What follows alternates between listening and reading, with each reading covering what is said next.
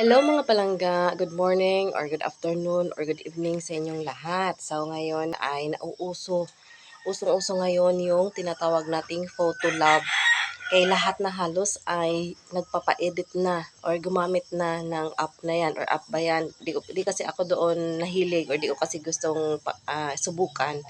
So dahil sa pagkahilig ng mga tao dyan or parang nahumaring sila dyan sa mga nagagandahang mga pictures nila, marami din tayo mga naririnig na mga bash or mga comments. Marami ang nagagandahan, marami ang nasasayahan, marami din ang parang nang babash lang. Okay.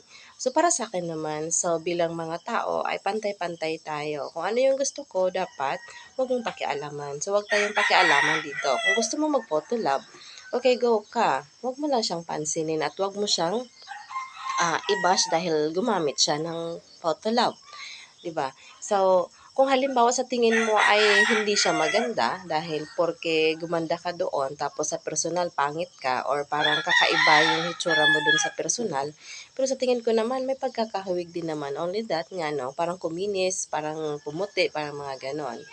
Yun yung pagkakaiba dun sa sa personal kasi marami naman ako nakita dun sa social media o sa mga post na gumamit na parang may connection naman or parang may pagkakahawig yung itsura. So, huwag nating i-bash yung mga tao na gusto lamang subukan yung mga bagay-bagay na hindi pa nila na-try. So, lahat naman tayo ay may karapatan na gawin ang mga bagay na gusto natin.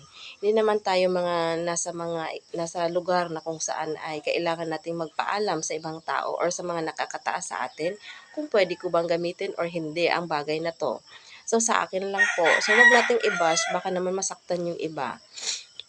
Kasi yung iba kasi ay hindi pa sila hindi sila sanay na makatanggap or maka-experience ng mga masasakit na nababasa nila sa social media. So, ganyan lang po So, kung ano po ang gusto ng iba, support na lang po tayo bilang mga manonood. Kasi ikaw, hindi naman yun ikaw eh. Kung halimbawa feeling mo, naku-curious ka, o sige, o try mo rin para ano yung ano mo, yung curiosity mo. So, yan lang po mga palangga. See you!